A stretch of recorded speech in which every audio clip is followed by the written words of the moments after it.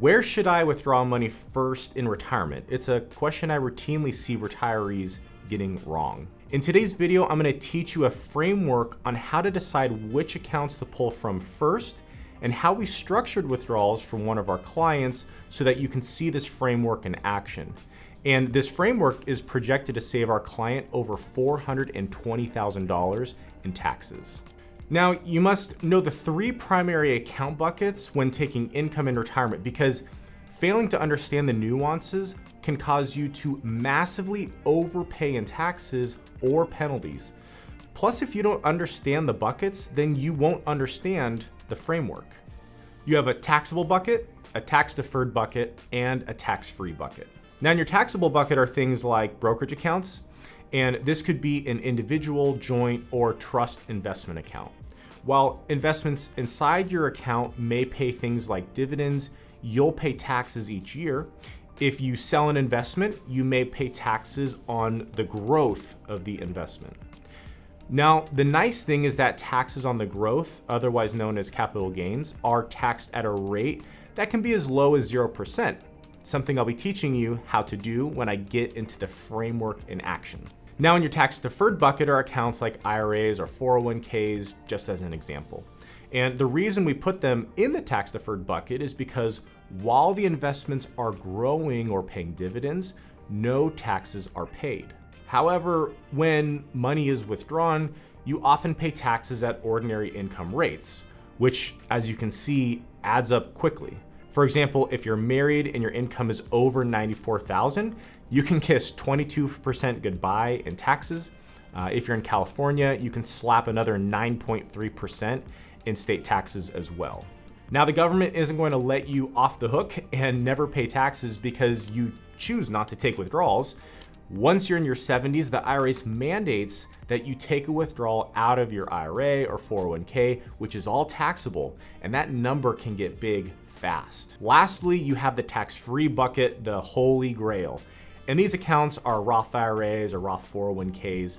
And withdrawals from this bucket are tax-free for both federal and state. Plus, the IRS doesn't force you to take distributions in your 70s, and any money you pass on to your heirs is tax-free as well. Okay, now that you understand the different buckets, we can dig into the framework of how to decide which accounts you should withdraw funds from first. And as I show you this framework, remember, after this, I'm gonna show you how we put this framework into action for a client of ours that should save them about $420,000 in taxes. The whole purpose of this framework is to provide you with the most after-tax income over your life. Now, the first step is to categorize your accounts with their values into three buckets we discussed: taxable, tax-deferred, and tax-free. And once you have everything properly categorized, I want you to add up all the values of each bucket. And then once you've done that, you can label each bucket with its percentage value of your whole portfolio. And it should look something like this. The second step is to write down how much income you need each month in retirement to live the life that you want. Now, this is very important. I want you to write down the number that needs to be deposited in your bank account.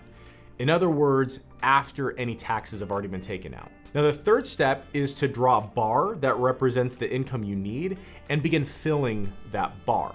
I want you to first fill it with income sources that are already coming in or you plan on them coming in, such as Social Security or rental income.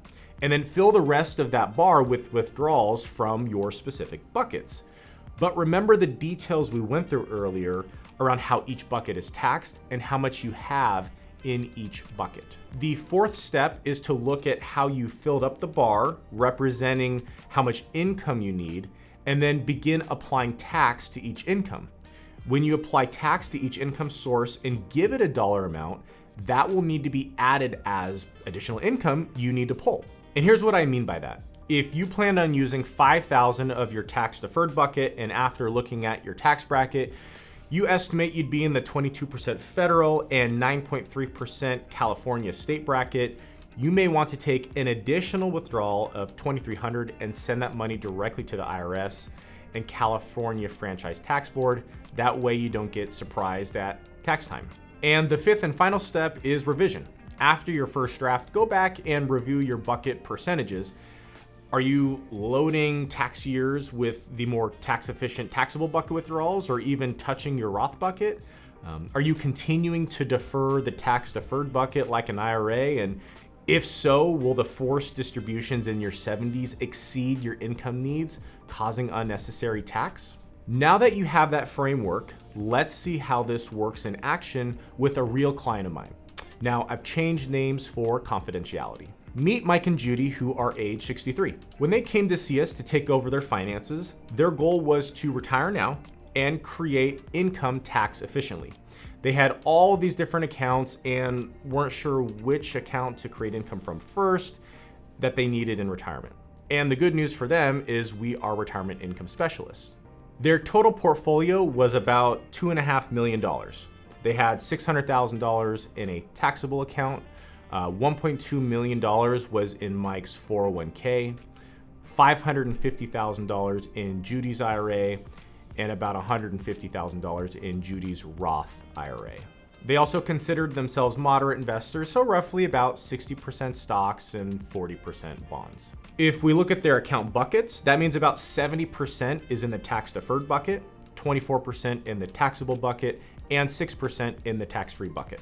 For retirement income, Mike's Social Security at his full retirement age was estimated to be about $3,500 a month, and Judy's $2,700 a month. And due to their date of birth, full retirement age for both of them was age 67. For their particular plan, we began Judy's benefits now and then delayed Mike's benefits until age 70. So if we look at their income in the first month, we are estimating they can have monthly income of about $15,500, of which $13,400 is coming from their portfolio in the initial months. And in this video, I'm not breaking down why they can spend more than the traditional 4% rule, but at the end of this video, I'll point you to a resource and explain how. It's important to note that I'm including our fee within these projections, which for portfolios over 2.5 million, we charge a flat percentage of 0.75%. Now with that out of the way, let's see how their income would look with the traditional rule of thumb, which is to pull from taxable accounts first, tax deferred next, and tax-free last. And there's good reason for doing that. I mean, you typically want your tax deferred and tax-free money to grow as long as possible. But this rule of thumb can cause massive problems for people. And if you're anything like Mike and Judy, it can cause problems for you too. Take a look at their taxes over their lifetime. Now, each bar represents 1 year of their life, and the size of the bar represents their projected tax bill. In the first 4 years of retirement, they have an almost non-existent tax bill, which could feel really good initially, but then look at what happens in the years to come as they have to fully rely on their tax deferred accounts to create income. Plus, the tax really starts to ramp up in their 70s because they have to start taking those forced distributions that I told you about earlier. And here's how that income would break down at a granular level in their first year of retirement. The reason you might see over here the other non-taxable income at $80,400 is because if you remember, about half their taxable account is gains. So for withdrawals, we could assume that half of every withdrawal would be taxable and the other half a tax-free return of basis. But look carefully at that yellow bar, which are long-term capital gains income, which is $83,300. Now that income would be taxed at a 0% rate at the federal level. And that's because for a married couple, if their taxable income is under $94,050 in 2024, you pay a 0% federal rate. All right, now what we've done so far is steps 1 through 4 in the framework. Let's now apply step 5, which is to make revisions. Now I should mention one of the things we offer our viewers is a free retirement readiness report to see if you're on the right path to that wonderful retirement. You provide a few pieces of information and I'll go through and record a video going through the data.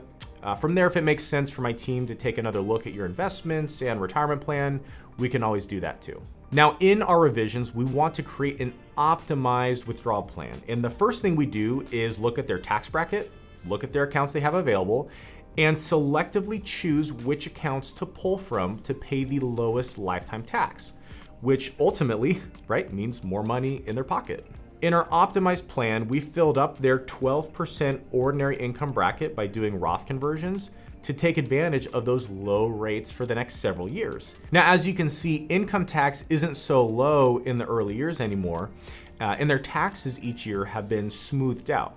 And this is a good thing, right? Instead of delaying taking money from their tax deferred accounts, we are choosing to take some of that income now. And taking a granular look at the income in their first year, we can see that they are still drawing income from the taxable account, but we're also converting about $94,000 to the tax-free bucket, aka Roth. The result of these revisions is pretty astounding, with the projected tax saved to be roughly $420,000 by using this optimized plan. And this particular plan is tailored specifically to their income needs, current and estimated future tax brackets, and planning for other income sources later in life, like remember Mike's Social Security that we're planning to start at age 70. Now, you might remember earlier I told you about how they are projected to take out more than 4% in the early years of retirement, which is contrary to the 4% rule, which many people know. In fact, the 4% rule may be too conservative and cause you to leave extra money on the table. A couple had $2.3 million and wanted to know how much they could spend in retirement, and I made a video where I tell them exactly how much they can spend. I'll see you over in that video right now.